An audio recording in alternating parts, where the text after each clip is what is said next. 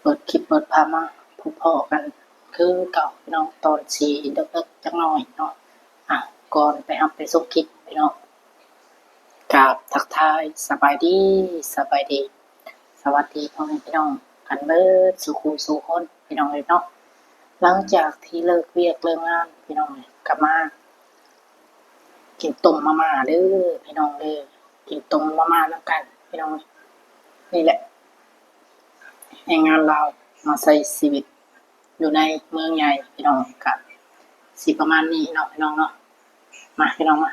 กินข้าวนำกันพี่น้อง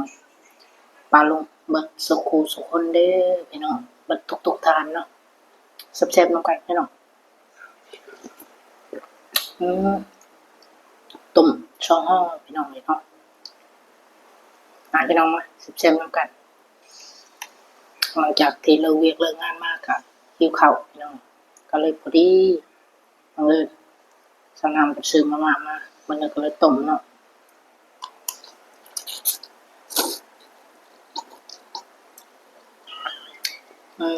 แซ่บพี่น้อง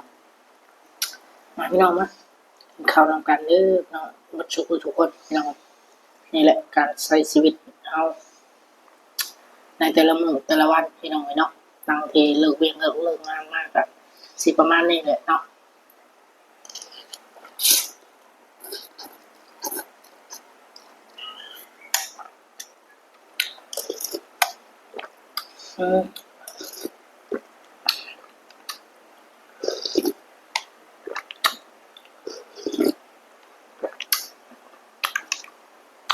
สดน้ำมันแซ่บพี่น้องนัวคักคือหยัง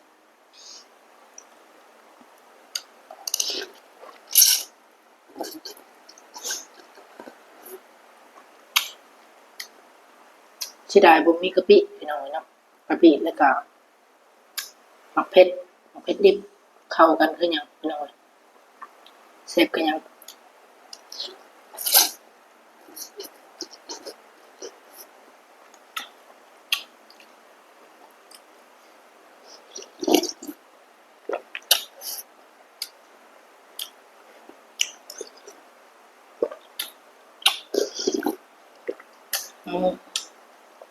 สดน้ำมันนัวคักพี่น้อง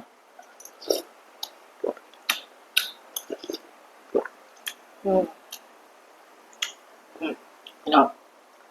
แบบนี้เลยเนาะมาเด้อพี่น้อง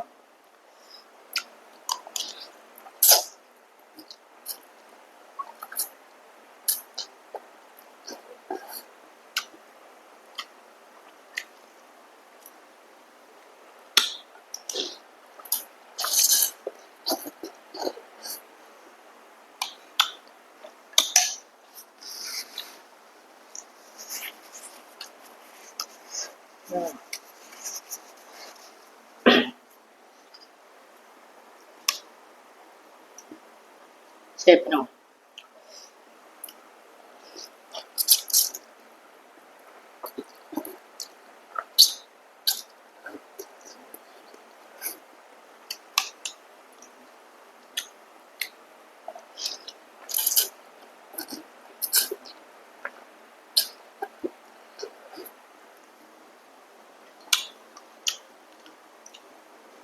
ครับ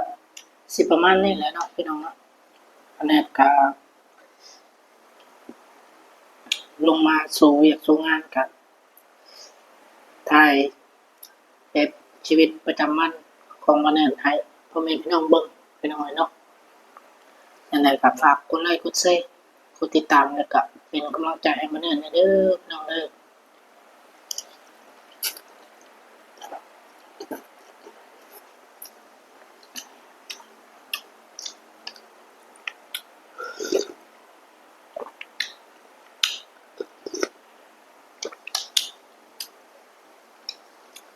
ผมมีแห้งถ่ายคลิปพี่น้องเนาะผมมีกำลังใจถ่ายคลิปสั้นซะอยากอยากพาพี่พาน้องเนาะพ่อแม่พี่น้อง FC ทุกท่านเนาะผู้ใดที่ว่ายังท่านไ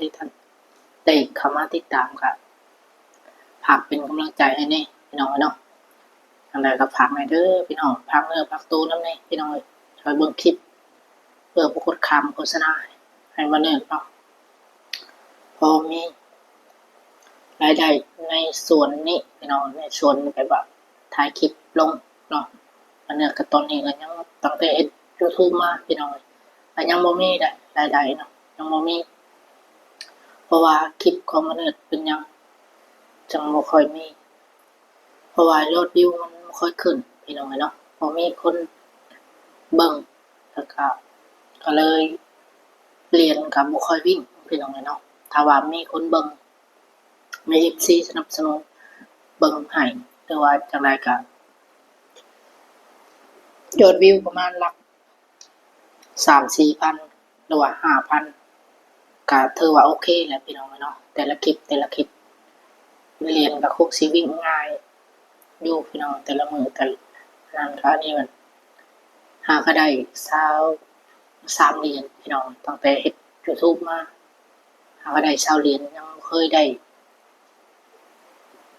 ถอนจากเทื่อพี่น้องเนาะ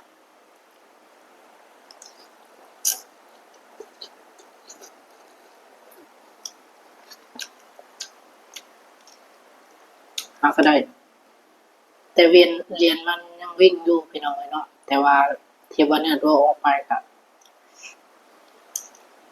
เฮ็ดเช่นมันก็ยังอยู่เรียนมันก็ยังวิ่งคือเก่าพี่น้องปกติแต่ว่าวันนี้ข้องใจแต่ว่ารูปเรียนที่เขียวๆที่เป๊ะกับช่องของมันเนี่ยนะพี่น้องเป๊ะกับคลิปมันหายพี่น้องแต่ว่ามันสิมีปัญหาบ่หรือว่ามันเป็นในระบบมันเนี่ยก็ยังบ่ฮู้ปานใดพี่น้องเอ้ยก็รอเบิ่งมันก็ลงคลิปไปเรื่อยๆนั่นแหละเนาะถ้ามันขึ้นก็ถือว่าโอเคพี่น้องถ้าว่ามันบ่ขึ้นก็คือสิเป็นนำระบบมันเองพี่น้อง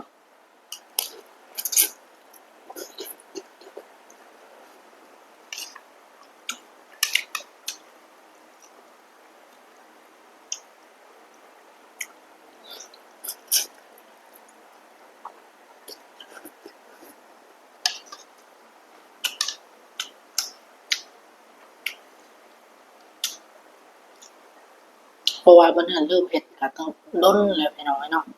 ปีกว่าแล้วตั้งแต่เฮ็ด YouTube มาเพราะว่ายอดวิวก็บ่ค่อยหลายพี่น้อง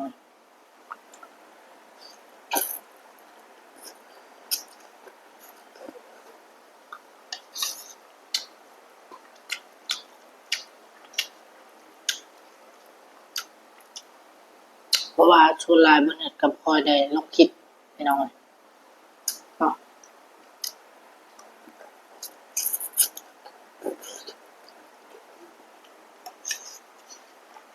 อืมต้ม2ห้อพี่น้องเอ้ยมัน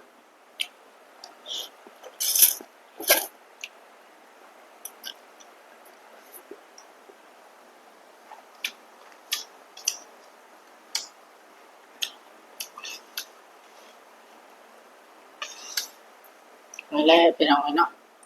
อยู่ในเมืองใหญ่เพราะว่าประหยัดได้ครับประหยัดไปพี่น้องกินไปจั่งซี้แหละเนาะพออดได้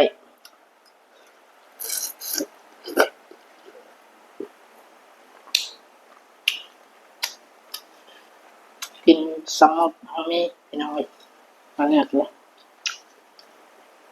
กินแบบง่ายๆแบบบ่ได้หรูหราหยังดอกพี่น้อง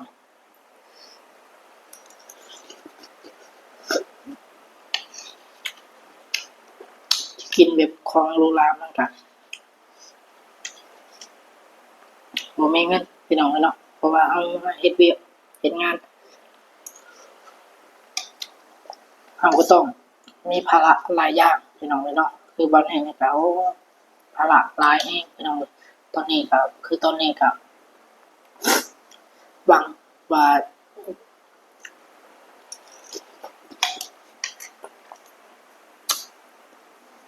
ยังมีความฝันพี่น้องเอ้ยเนาะอยากสร้างบ้านเนาะเพราะว่าตอนนี้ก็ยังบ่มีบ้านเป็นของตัวเองพี่น้องเอ้ยเนิดก็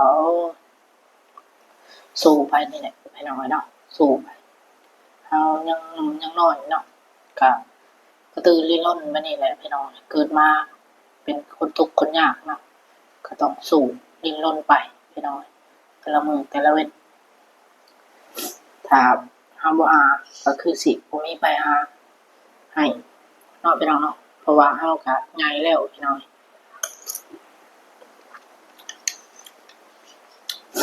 มันก็สู้มาตั้งแต่อายุประมาณ15-16เนี่ยพี่น้องเนาะแต่ว่าช่วงมันนั้นยังเป็นบ่าวพี่น้องอันนั้นยังจำได้เนาะช่วงเป็นบ่าวแต่ว่าภาระมันก็หลายพี่น้องเนาะค่าใช้จ่าย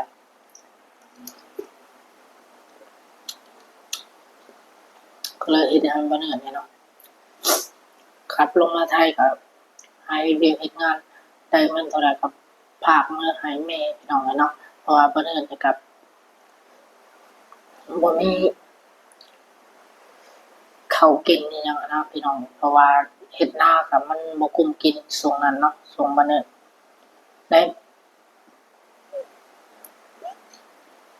ขอโทษขออภัยเนาะในปัจจุบันนี้ก็คือกันพี่น้องเพราะว่านามันน้อยพี่น้องนามันบ่ค่อยหลายเนาะแล้วทางบ่เหนื่อยก็เก็บเงินได้ก็โอนไปจักก็ได้ทางแม่จักก็ได้ทางแม่เฒ่าเนาะพี่น้องเนาะก็หลายสิ่งหลายอย่างเนาะก็ภาระก็ค่อนข้างหลายแรงนะพี่น้องหลายแรงถือว่าหลายแรงอันเนี้ยก็บ่มาหลายก็คิดยากพี่น้องเนาะ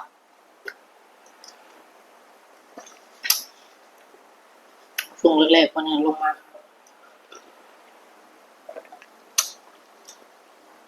เทปสิบ่ได้เก็บเลยพี่น้องมันในตู้ของมันเนี่ยเงินลงมาก็โอนกลับบ้านให้พ่อแม่พี่น้องซื้อข้าวซื้อน้ำอยู่ทางบ้านเพราะว่าน้องมันเนี่ยก็ตอนนั้นก็ยังน้อยพี่น้องยังเรียนอยู่ว่าซั่นซะยังเรียนอยู่ก็บ่เนี่ยก็ส่งเงินให้พี่น้องเนาะให้น้องส่งน้องลงไปเรียนอิหยังนี่แหละแล้วก็ซื้อข้าวซื้อน้ำเนาะเหลือที่จะให้น้องส่งน้องโรงเรียนหยังก็โอ้หลายสิ่งหลายอย่างพี่น้องชีวิตของบ่เนี่ยเรามาก็หลายพอสมควรพี่น้องแต่บ่เนี่ยก็ถ้าว่ามีโอกาสมาโอกาสหน้าก็สิมาเล่าพ่อแม่พี่น้องฟังอีกพี่น้องเนาะก็หลายพอสมควรค่อนข้างที่หลายเลยแหละพี่น้องถ้าว่าเราเรื่องราวของชีวิตของมนุษย์เนาะหลายแห่งพี่น้องอันนั้นก็สู้เอานี่แหละพี่น้องเนาะเราเกิดมาเป็นคนคนอื่นเฮ็ดได้เราก็ต้องเฮ็ดได้พี่น้องเนาะสักมื้อนึง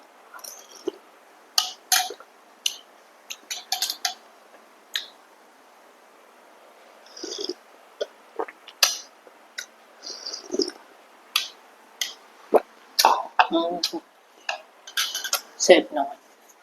มัดต้ม2ห่อพี่น้องโอเคพี่น้องจังได๋ก็สิมีประมาณนี้แหละพี่น้องถ้าว่าเมื่อใดว่างๆก็สิมาอัปคลิปถ่ายชีวิตประจำวันให้พ่อแม่พี่น้องเบิ่งนี่แหละเนาะก็อยู่กับเมียพี่น้องทางสาวน้ำเพิ่นก็นอนเพิ่นเมื่อยพี่น้องเนาะเพิ่นนอนเบิ่งโทรศัพท์เพราะว่ามื้อนั้นก็ยังบ่ทันได้นอนหาไปต้มมาม่ากินข้าวพี่น้องหิวข้าวแรง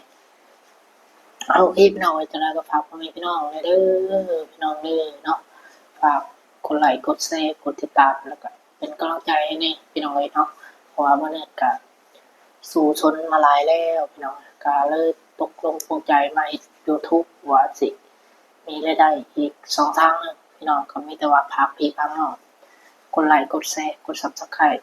ช่วยเบิ่งคลิปเพื่อบ่กดคำโฆษณาพี่น้องโอเคพี่น้องได้ก็ขอขอบใจขอบคุณขอบคุณหลายๆพ่อแม่พี่น้องที่มาติดตามรับชมแต่ต้นจนฮอดปัจจุบันนี้เนาะพี่น้องเนาะแต่ก็ขอขอบคุณขอบคุณหลายๆให้อยู่ดีมีแรงความเจ็บจะได้ความไข้อยู่มีเด้อพี่น้องเด้อเนาะร่ำรวยว่าสิเฮ็ดธุรกิจการงานใดๆก็ขอให้เจริญรุ่งเรืองในหน้าที่การงานพี่น้องรับคลิปนี้มาเนี่ยขอตัวลาไปก่อนเด้อพี่น้องไว้พบกันคลิปหน้ารับคลิปนี้กล่าวคำว่าสบายดีสบายดีพ่อแม่พี่น้องเบิดสุขุสุขคนพี่น้องอยู่ดีมีแรงสุขุสุขคน ร่ำรวยพี่น้องเนาะเอาไว้พบกันคลิปหน้าพี่น้องบ๊ายบายพี่น้องเนาะ